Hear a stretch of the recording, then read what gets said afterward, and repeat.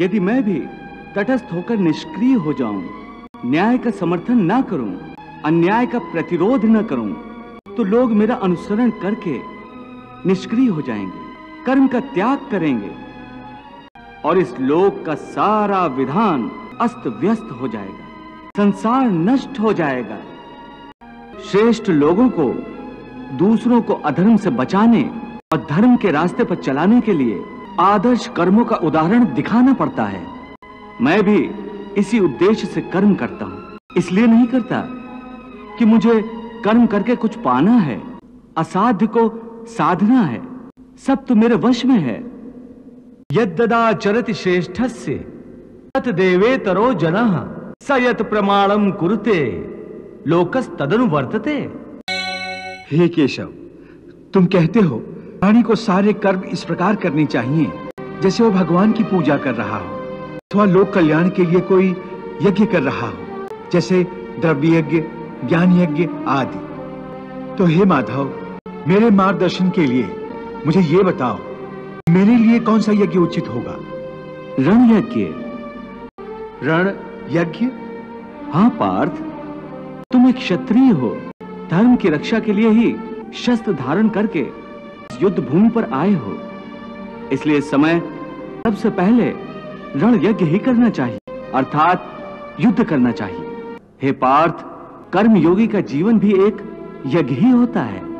इसलिए तुम भी आसक्ति से मुक्त होकर धर्म पालन करो, युद्ध करो। हे पार्थ, यदि तुम धर्म के लिए युद्ध रूपी यज्ञ करोगे तो दूसरे लोग भी तुमसे धर्म की प्रेरणा लेंगे, क्योंकि श्रेष्ठ पुरुष जो जो आचरण करते हैं, अन्य पुरुष वैसा ही आचरण करते हैं। सब उसी का अनुसरण करते हैं, क्योंकि बड़ों का अनुसरण छोटे तो करते ही हैं। हे अर्जुन, मेरी ओर देखो।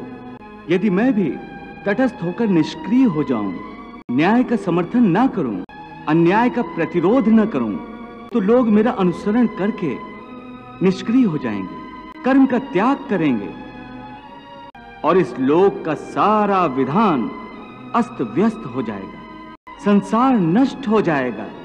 इसीलिए श्रेष्ठ लोगों को दूसरों को अधर्म से बचाने और धर्म के रास्ते पर चलाने के लिए आदर्श कर्मों का उदाहरण दिखाना पड़ता है। मैं भी इसी उद्देश्य से कर्म करता हूं। इसलिए नहीं करता कि मुझे कर्म करके कुछ पाना है, असाध्य को साधना है, तो मेरे वश में है।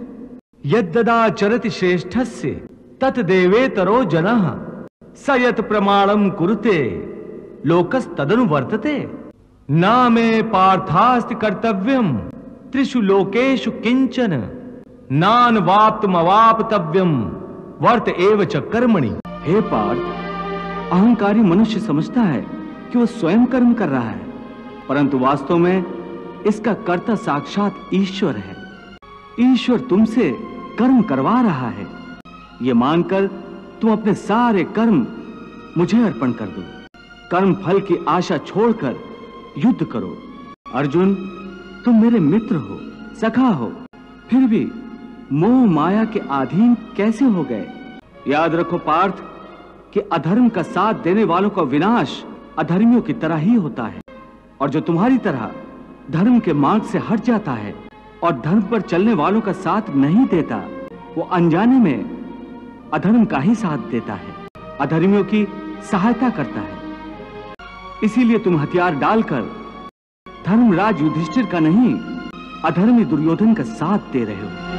हे अर्जुन, तुम महात्मा हो, महात्मा जो दूसरों के लिए जीते और दूसरों के लिए मरते हैं। वो अपना जीवन और अपनी मृत्यु दोनों ही लोक कल्याण के लिए समर्पित करते हैं। इसलिए तुम्हें भी लोक कल्याण के लिए जीवन मृत्यु के स्तर से उठकर सोचना और निष्काम कर्म करना चाहिए। हे अर्जुन, जीवन देने वाला और लेने वाला मैं हूं, जन्म भी मैं हूं, मृत्यु भी मैं हूं। हे अर्जुन, जो अज्ञानी मेरी निंदा करते हैं, मेरे बताए हुए कर्म योग को नहीं अपनाते, वो नष्ट हो जाते हैं। क्योंकि जो अहंकारी होते हैं वो अपने अहम से बंधे रहते हैं, इसलिए अपने आप को समर्पित नहीं करते। समर्पण का अर्थ है अपने आप को, अपने संपूर्ण अहम को प्रभु के चरणों में विलीन कर देना। इस प्रकार जो पूर्ण समर्पण करता है, वो चाहे संसार का सबसे बड़ा दुराचारी भी हो, मैं उसे तत्काल अपनी शरण में लेकर निष्पाप कर देता हूँ। वाह प्रभु वाह।